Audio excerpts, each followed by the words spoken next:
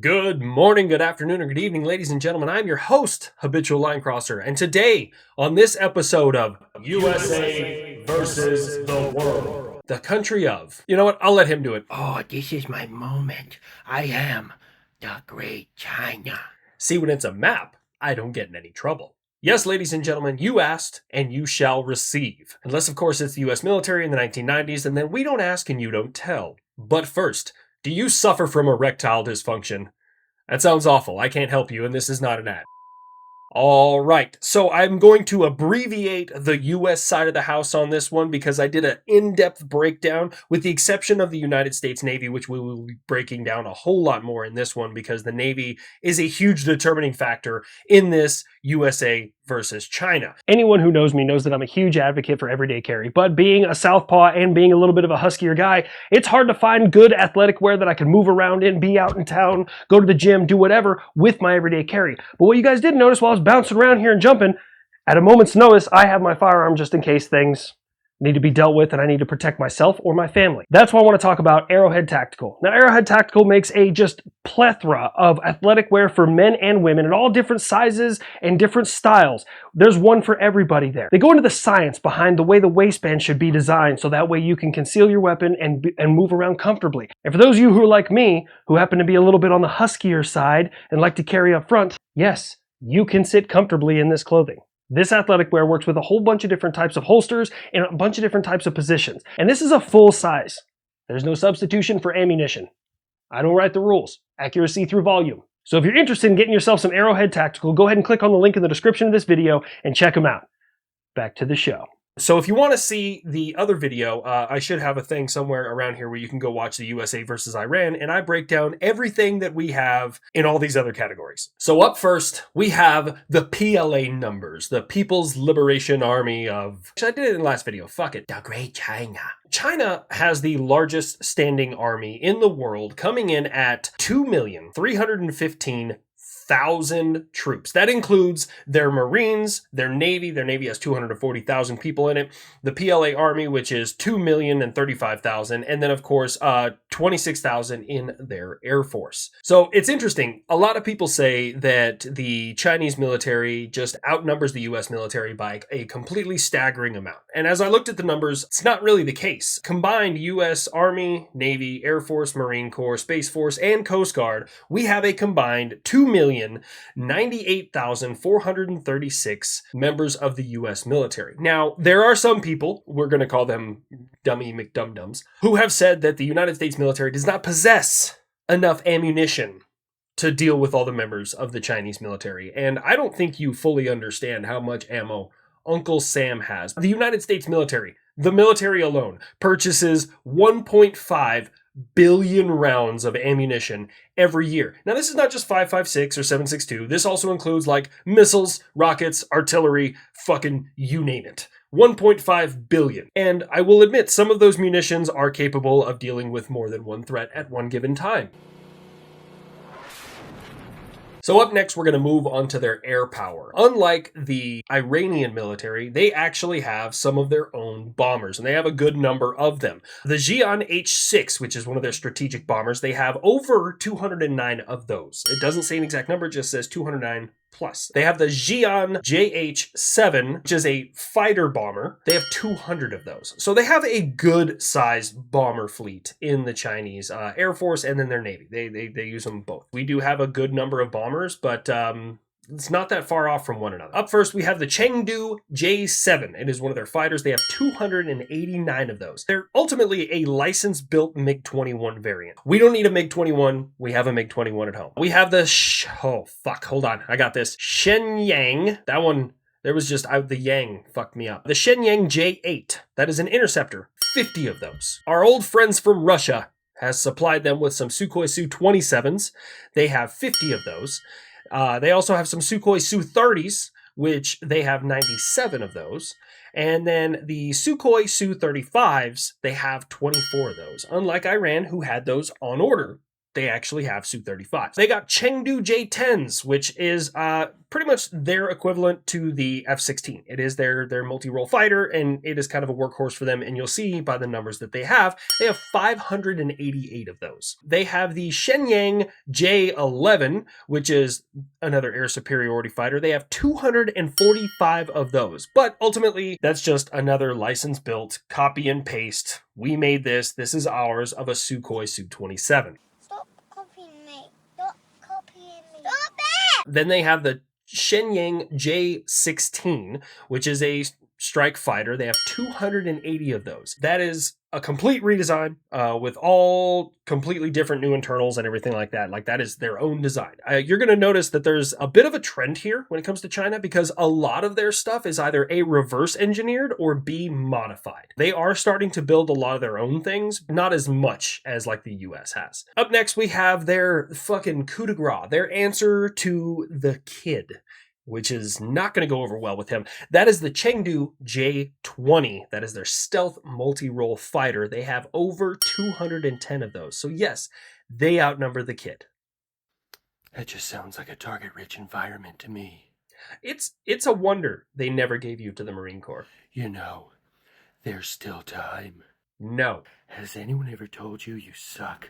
Then moving on to their rotary wing aircraft. In rotary wing aircraft, I again brought this down to combat aircraft. They have the Harbin Z-20, which they have 15 of those, and that looks like a Black Hawk you get off of Wish, which is ironic because Wish is Chinese. So is Temu, bringing their grand total of combat-capable aircraft to 2,239 combat aircraft, a respectable amount. And then you compare it to the United States. Let me scroll down because I got to get past all of our jets. We have 5,209 combat aircraft, but we also have an additional 4,000 or more support aircraft. They have a good number of support aircraft. It numbers around 1,000. The main reason I point out the support aircraft is because in this fight, and we'll get to it later on, it's going to be a heavy logistics battle, and I'll explain why here shortly, okay? We all want to talk about ships. Everybody, like, the Navy is just chomping at the fucking bit. There was Navy guys who watched that last video who were just like, yeah, you just breezed over us. Don't worry. China has a sizable Navy. Believe it or not, the largest Navy in the world, if you count ships. If you count tonnage, not even close. They were 800,000 tons on the ocean, and we were 3.4 million. And as of recent estimates, they have slightly over 2 million tons on the ocean, while the United States is around 3.6 million now. First up on the lift, we have the lift. Fuck it. Maybe we're going to make a blooper reel out of this one. Chinese aircraft carriers. They have 3 of them, 2 of which are in service. You have no idea how many times I practiced that. 2 of them are in service. 1 is currently in sea trials. They have, honestly, these ones are a lot easier to say because they're all just types. The Type 001, it is an old Soviet aircraft carrier. The one that has like the ramp at the end of it, like you're a dirt bike rider, because I guess they didn't have catapults or something. The Type 002 is also a Soviet one, but they heavily modified it so that way they could use it in their own way. So the 001 was a way for them to learn how to use an aircraft carrier. The 002 was their own modification of it. And then the 003, also known as the Fujian, I don't know, class aircraft carrier, is their homegrown, their own version of an aircraft carrier. They have planned for an additional 3 to be built. They have 1 right now, not in service, currently in sea trials. And the reason why I bring this up is because, everyone, bigger is better, right? And it's not always the case when it comes to naval ships. Hashtag, oh my God, I can't remember the name of that fucking enormous Japanese battleship. It's going to drive me nuts. I'm not Googling it. I refuse. The Yamamoto, or there's might be a couple more M's in there. I told you I wouldn't Google it. It took a minute for it to get in there. But anyways, the displacement on their newest aircraft carrier is 80,000 tons. I ain't even gonna be mad at you. 80,000 tons, that could almost move your mom. I'm sorry. I couldn't pass the opportunity. I love you guys. I'm not talking about your mom specifically, except for you, Steve. Fuck you. There's some Steve out there who's like, holy shit.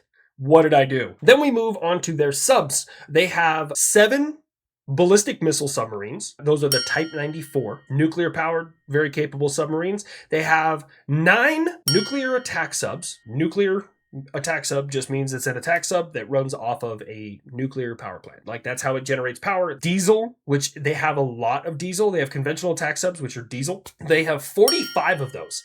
Those are Type 35s and Type 39s. Mostly. They have a couple of different variants here and there. As for the nuclear attack subs, those are Type 91s and Type 93s. They are still working on building those things, but unknown numbers of how many are currently being built. When it comes to destroyers, I was very surprised by this number. I was incredibly surprised. They have 49 destroyers, which is nuts. They have the Type 956 Sovremny class. It's an old Soviet one. Like, they have very few of those. There's only a couple of them left. Sovremny. Sovremny.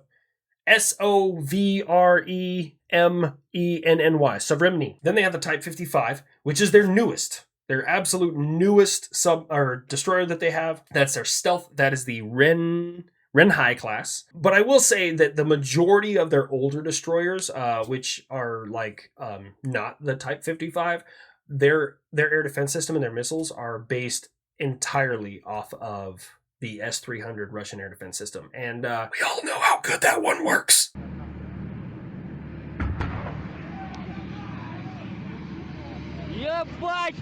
Then we move on to frigates. I'll be totally honest with you. I actually had no idea that frigates were warships. I thought they were supply vessels. For the Navy crucifies me. Army.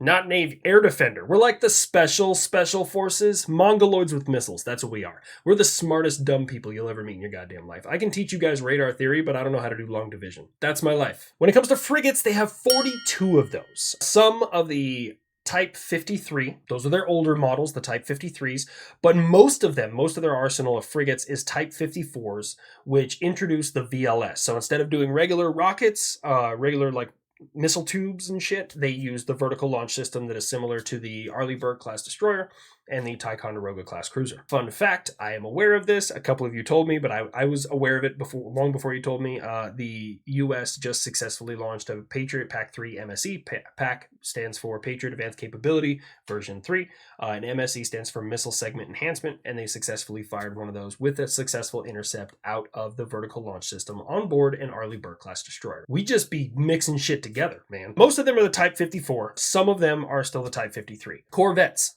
Didn't know this until I started doing research. By the way, a Corvette is apparently the smallest warship that exists. Now, these guys have a gang of gunboats. They have missile boats, torpedo boats. Like, they have a ton of other shit. They have a lot of brown water navy. They do not have a very good blue water navy, and you'll see why. They have 72 of those. And all of those are either 56, Type 56, or Type 56A. They have a lot of Corvettes. That breaks down to what they have for their capability of a Navy. Now, moving on to the U.S. Navy. I don't know if you guys know this. Of all the aircraft carriers that are in the world, most of them belong to the United States, which is wild because they cost like $6 billion a piece. Actually, I think it was $12 billion. The United States has one. We only have one of them. Gerald R. Ford class carriers. It is the largest carrier in the world and has a displacement of 100,000 tons. Remember, the Chinese one has 80,000 tons, but bigger doesn't always mean better, especially when it comes to Navy warships. We have 10 Nimitz-class carriers. There are 10 Ford carriers planned, and 2 are currently under construction right now. Those Ford carriers are going to replace the Nimitz-class carrier, which sucks because I think Nimitz is a way cooler name for a carrier than the Ford class. When it comes to cruisers, the Ticonderoga is the sole cruiser for the United States Navy. It is the only style that we have, and we have 13 of those. Actually, fun fact, in 2008, the USS Lake Erie, which is a Ticonderoga-class cruiser, smoked a satellite with an SM-3, Standard Missile 3. Just fucking killed a satellite because you can do that with a boat. That would never cross my mind. Look, see this boat? I wanted to kill a satellite. And then it comes to the workhorse of the United States Navy. Don't get me wrong, I love everything else that we got, but the workhorse to me is the Arleigh Burke class destroyer. We have 73 of those. We have 92 more planned, and 10 are currently under construction. That thing was just having a field day with the Houthis out in the Arabian Sea. So then up next we have the frigate. It is the Constellation class frigate, and we have 3 of those. I didn't know frigates were warships until I started doing homework. So I was like, well, they got frigates. How many do we have? I don't know why we only have 3. I didn't find any more information, but we have 20 more planned, and there's 1 under construction right now. The U.S. is building a lot of Navy shit. And then when it comes to littoral combat ships, which was like a slash. I don't know the difference between a littoral combat ship and a corvette, but this thing was like littoral combat ships / corvettes. So I counted it in the corvette class. By the way, these have the coolest class names of everything. Like, don't get me wrong, Nimitz class is cool as shit. Ticonderoga class, cool as shit. Arleigh Burke, I don't know the story behind there. It's hard as fuck to spell, trust me. It took me like 4 tries. But the classes of corvettes and littoral combat ships are fucking, they're mint. They're gorgeous. So the Freedom class, I'm going to touch myself later thinking about that. The Freedom class, we have 8 of those. There are 16 planned and 3 currently under construction. And then the Independence class, Freedom Boner, we have 15 of those. There are 19 more planned and 2 are currently under construction. Now, we talked about Chinese subs, and I didn't know this. I thought a sub was a sub was a sub, right? I thought like they just, it's this class sub, but this class sub is the newer one. No, they have like hunter-killer subs, ballistic missile subs, fucking cruise missile subs. I didn't know that was a thing. I'd be totally honest, I had no clue that was a thing. So I went into my subtism, which I didn't even fucking know was a thing, right? Okay, so we have the Ohio-class submarine. We have 18 of those. We have 14 that are set up for ballistic missile subs, and we have 4 that are set up as cruise missile subs. They are the largest submarine that the U.S. has ever commissioned. They are the 3rd largest that has ever existed. These things are packed with an apocalypse floating around underneath the ocean. They are there to eliminate entire dynasties. That's what their existence is for, which is fucking gangster. Then we have our attack sub fleet. And there's a little bit of difference here in everything. So we have the Los Angeles class nuclear submarine. It's a nuclear fast attack submarine, and their job is to hunt down other submarines, which I didn't know that was a specific submarine job. I didn't know you built a submarine to go fight other submarines. Makes me feel way better about the Air Force having the F-22 because we now have attack submarines that I didn't know existed. This is cool as shit. I don't have numbers for attack subs. God, hold on. Okay, I had to go back and get some numbers. I don't know why I didn't put the numbers in my notes. So the United States has 51 attack submarines. That is 26 Los Angeles class, which is the oldest class of submarine currently in service in the United States Navy. It was supposed to be replaced by the Seawolf class. Now, the Seawolf class is everything that the Los Angeles class lacked. It's made with a different type of metal. It's designed to go deeper, faster, longer. It has more torpedo tubes and has the ability to fire Tomahawk missiles, which is something the apparently Los Angeles class doesn't have, at least public information wise. The downside of this and having such a badass fucking submarine is they're expensive. Really expensive. So then they came out with the Virginia class submarine, and right now we have 22 of those. There are 66 planned and 10 are currently under construction, and it was designed to be a cheaper Seawolf class. So it's newer. A lot of the stuff, the parts they use are commercial off the shelf, and that was their way of mitigating the cost of making these submarines, especially when you're going to have 66 of them. But there is one combat ship that the US has that the Chinese doesn't, and I want to point this out. If these rapscallions want to understand why the British have left us alone since the War of 1812, we can break out the OG of naval warfare, and that is the USS Constitution. She went 5-0 against British vessels. 5 British warships came at the USS Constitution, also known as Old Ironsides, and she floated away the absolute victor. It is the oldest commissioned naval ship in the United States Navy. Break out your powder wig, Kentucky long rifle, and triangle bayonet. It's time to overthrow a government. Now we're going to move on to tanks and Chinese tanks that they have. China has a good number of tanks, 6,457 total. The United States has around 8,600 total, with 5,000 in service and 3,600 that are stored. Majority of them are the Type 96. They have 2,100 Type 96s. They have 1,000 Type 99, which is their newest tank, and they're cranking those bad boys out as fast as they possibly can. The other 3,357 are a mix of Type 80s, Type 85s, Type 88s.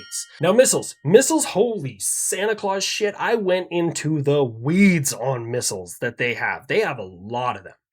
There's a lot of different types of missiles that they currently have in service. So we're going to focus mainly on ballistic missiles and cruise missiles that are ground launched because Their Navy has their own variants, their Air Force has their own variants, and it's kind of hard to break down those numbers. So first up, we have their coup de grace, their fanciest toy. We have the DFZF. DF stands for Dongfang. That's a real word, apparently in China. But the reason why the DFZF is so important to them is it is their hypersonic glide vehicle. It falls into their intercontinental ballistic missile category, along with the DF-4, 5, 31, 41, and those all have a range up to 15,000 kilometers. So yes, this country can range the United States, without question. The DFZF is kind of a different thing, because most ballistic missiles fire a ballistic arc. But a hypersonic glide vehicle, they use the term hypersonic, meaning anything over Mach 5. The HGV from China for the DFZF travels between Mach 5 and Mach 10. That's the best bracket that I can give you. And the thought process behind it is most of the time, air defense systems predict where your missile is going to impact. And if it is away from us, it's referred to as an IP out, or your impact point is outside of the protected asset. The DFZF looks like it's going to fire short, and as it falls behind the far side of the horizon, it levels out and can nose up and glide at very, very high speeds, so it pretty much turns into a hypersonic cruise missile at that point in time, if it can maintain those speeds. It's never been used in combat. It hasn't been observed by NATO sensors. So a lot of this is we can do this, and no one has corroborated this information. So their thought process is that to be able to sneak up on carrier battle groups and stuff like that. And that's a huge, scary point to have, because something moving that fast, that low, has an incredibly limited amount of time to react to it. They're intermediate range ballistic missiles, which range up to about 6,000 kilometers, is the Dongfang 26. And now my air defenders, my Patriot air defenders, are going to love this, because that is referred to by NATO as the CSS 18. Yeah, I brought you back to that tab. I brought you there. Then they had their mid-range ballistic missiles, which is their DF-16 Dongfang. They're all DF. 17, 21, and those have a max range of around 2,500 kilometers. So again, just like with Iran, the closer you get to China, the more dangerous the circumstances are, the more things they can hit you with. This is also known as defense in depth, which means that the closer you get to an enemy, the more numbers of fires will be coordinated at your position. We have short-range ballistic missiles. This falls under the DF-11, 12, 15. Those have a maximum range of 900 kilometers. And then they have their ground cruise missile, that is the CJ-10. It is derived from the Russian Kh-55. So again, another system that they said, give me this, Russia. And then they reverse engineered it, updated it a little bit, and now it is Chinese. And that is what they use. And they have, when it comes to their Dongfang 26, most of these are double digits. Some of them are triple digits. Their short range are triple digits. Their cruise missiles are triple digits. Almost 300 launchers are for the Dongfang 26, the CSS-18, their intermediate range ballistic missile. Now let's talk about air defense. Air defense, air defense, air defense. And then we'll get into the war plan. And then we'll break it down. I'm going to get that sound effect from fucking Who Wants to Be a Millionaire. Going back to missiles, the U.S. just uses Tomahawk, Harpoon, and then the Alchem. And then, of course, our Minuteman 2, or Minuteman 3, and Trident 2 for our ICBMs. Our missiles are very simple. We make one or two different types, and we make a metric fuck ton of them. We make a lot. So when it comes to air defense, China has the HQ-7. They have 30 of those. Their range is between 8 to 15 kilometers. It was reverse engineered by Changfeng Electromagnetical Technology Design Institute from the French R440 Courtale in the early 1980s. A bit of a dated system, but some of these they continued to develop, like the US has done with the Patriot missile system. Some of them, it's an old thing, we re-engineered it, we're going to use it. You have the HQ-6, 18 kilometers for SAM, and then it says 60 kilometers for anti-air. That was a very cryptic part that I read, and it doesn't really make any sense. They have 74 of those. Now, it was speculated when that thing came out that it was a copy of the AIM-7 when it was revealed in the late 1970s. But I will tell you this, the HQ-6 is significantly larger than the AIM-7 Sparrow. I don't know. I have no idea how they confirmed that it was not. They have the HQ-12, which has a range of 5 to 50 kilometers. They have 150 of those. They have a lot of them. And it was originally the KS-1, and it's based loosely off the American Hawk system. It's capable of engaging targets in excess of Mach 3, which is important because that covers the envelope for most American combat aircraft and all American cruise missiles and some American ballistic missiles. They have the S-400. We all know how well those things work. They got 32 of those. The S-300. I didn't know this. The S-300, I thought the Hercules was the most widely produced air defense system in the world. I was wrong. Apparently it's the S-300 because everybody fucking has them and they have a lot of them. They have 216 S-300s, which makes sense because they have modified those S-300 missiles to fit on everything. It's even on their ships. So then you have the HQ-22, which has a range of 170 kilometers. They have 130 of those, and it's compared to American Patriot, like it is their answer for American Patriot, and it's just an upgraded HQ2, which is an old version. They just upgraded it, and they're like, it's better than what you got. They have the HQ9, which has a range of 120 to 250 kilometers. It's a derivative of the Russian S-300. So again, one of those things that we took this and we're going to make it ourselves. It is a, quote, hybrid design based on a Russian SA-20, but with radar, seeker head, and a C2, which stands for command and control elements, heavily influenced by American and Israeli technology. They stole another one from us. Son of a bitch. Now I want to talk about the actual war plan. How would this happen? So first, I do want to give the benefit of the doubt here a little bit, okay? Just based off of my information and my research, the capability China has to power project across the ocean and maintain logistics for their soldiers is very limited. Not to mention, let's look at the geography and what is around the United States. So first off, let's say that they're trying to house equipment in a place that the US doesn't currently protect. So let's start with Canada, right? Canada does their own thing, right? Canadians are, oh, hey there, hi there, ho there, bud. Don't be talking about us Canadians like that. Every time we think outside the box, you guys happen to put new rules in place. It's not fair. That's Canada. That's Canada in a fucking nutshell. Thank you. Then it comes to, well, let's say they're going to go from the south. Let's say they're going to come up through Mexico. Now, Mexico is not necessarily a huge fan of the United States, but they understand the money that is associated with the United States, right? Like the cartels alone make a lot of money off of the U.S. economy, U.S. tourism in Mexico. Not to mention, okay, I'm going to be real with y'all. I fucking love y'all Mexicans. I fuck with you guys, right? I fuck with y'all hard. You gave us tacos. We have Taco Tuesday in the United States. We would not have that without you, okay? You invented probably the greatest food that has ever existed. There is nothing in this world that gets worse when you add a tortilla to it. You can wrap pizza in a tortilla. It's still going to be good. You could eat ice cream with a tortilla. It's still going to be good. There's not anything I can think of that you could add a tortilla to that would make it worse. And then, hell, we celebrate some of y'all's holidays in the United States that you guys don't even celebrate. Like Cinco de Mayo is not a big deal in Mexico. In the US, it's like a fucking huge celebration. And margaritas, everyone who's like, man, we got a problem with that margaritas. Think about it if margaritas disappeared. Orale! It's about time we get some appreciation up in here. You gringos are okay with me, man.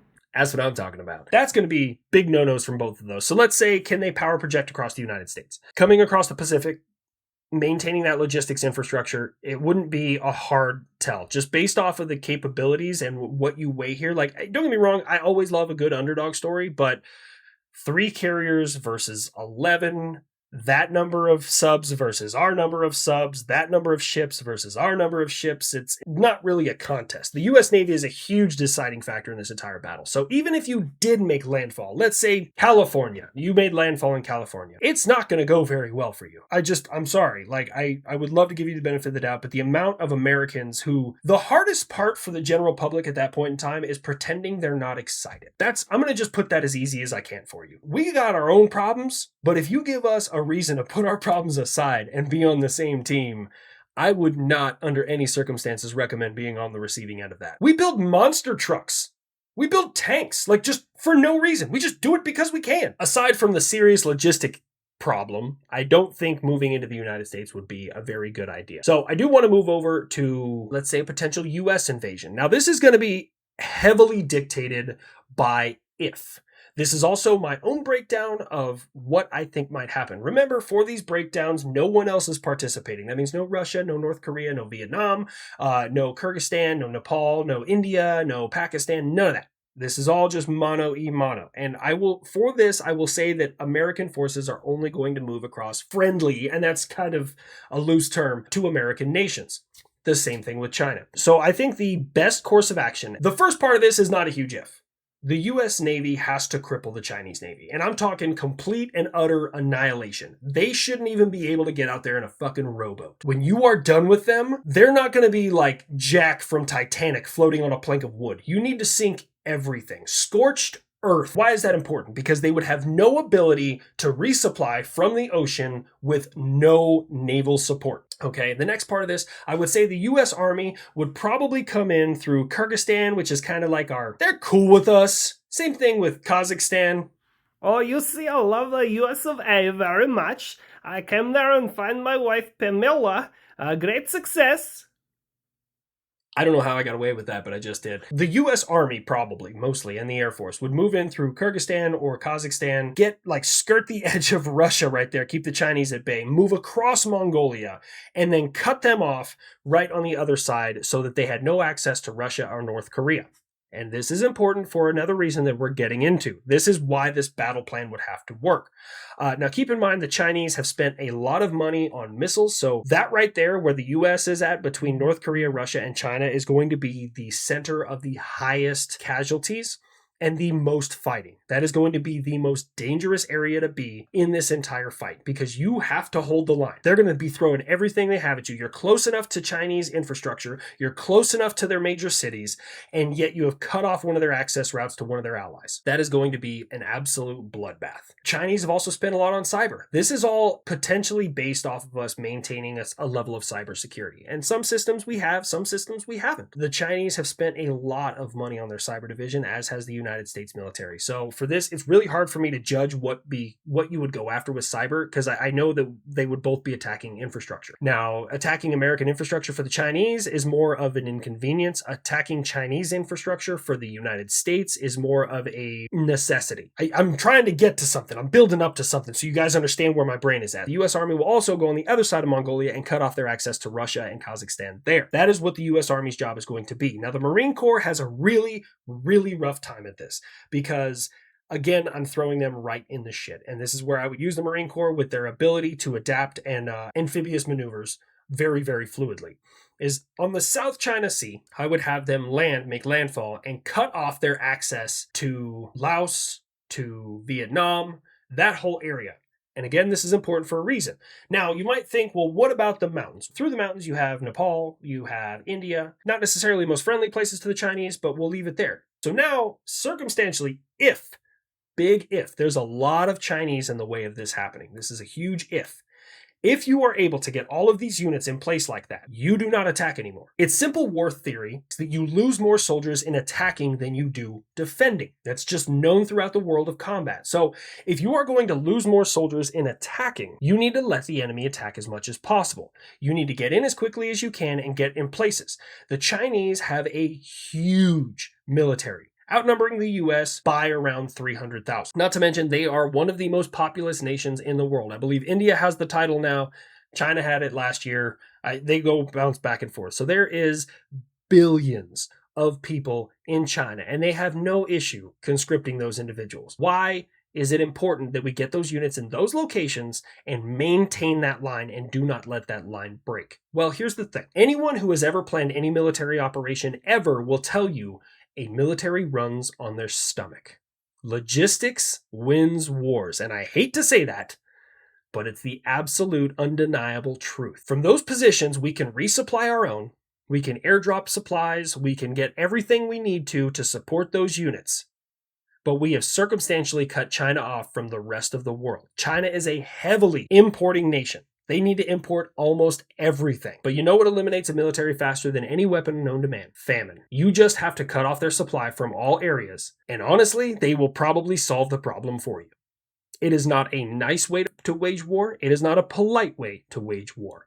But it is what you have to do in this situation because of the numbers that they possess. And the U.S. does not possess 300 million people in the United States.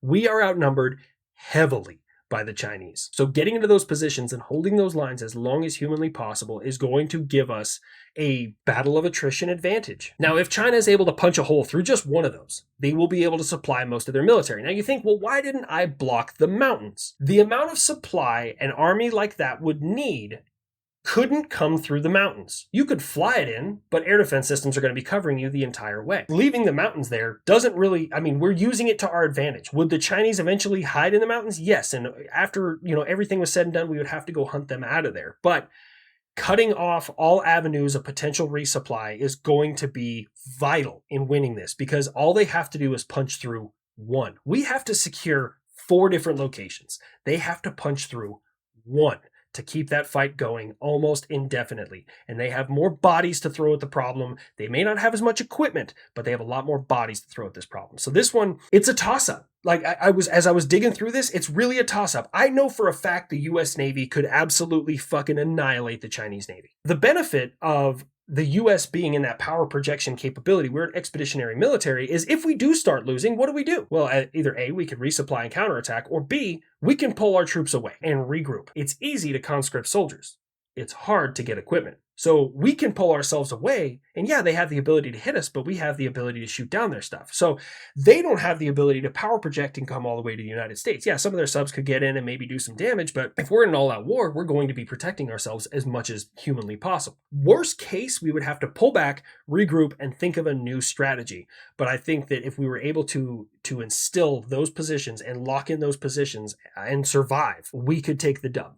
Our Navy and our Air Force are going to be 2 of the hugest deciding factors. The amount of air power the U.S. has dwarfs the amount of air power that the Chinese have. The size of the U.S. Navy dwarfs the size of the Chinese Navy. I'm relatively confident in saying that the U.S. Navy could completely fucking take them without question. I don't know if that's a fact. I have no idea if that is a probability or not. Our air defense systems, yeah, we're going to lose some air defense systems, and we are going to lose a lot of soldiers in this fight. I don't want this fight to happen, but if I were in charge of making a battle plan, that's probably how I would start. I know this was a long breakdown. I know there's a lot of information in here. So as always, do not give in to the 22 a day. Every single one of you are amazing. If you'd like to support the channel, please go to habituallinecrosser.com. Get yourself some shirts, get yourself some hats. Everything goes to the channel, and I appreciate you guys so much. Thank you all for being here. I hope you enjoyed this breakdown. Please let me know in the comment section if you'd like me to continue to do more breakdowns or any other suggested countries. A lot of people suggested China, so that's why I did China. So I'll see you guys next time. Play me out.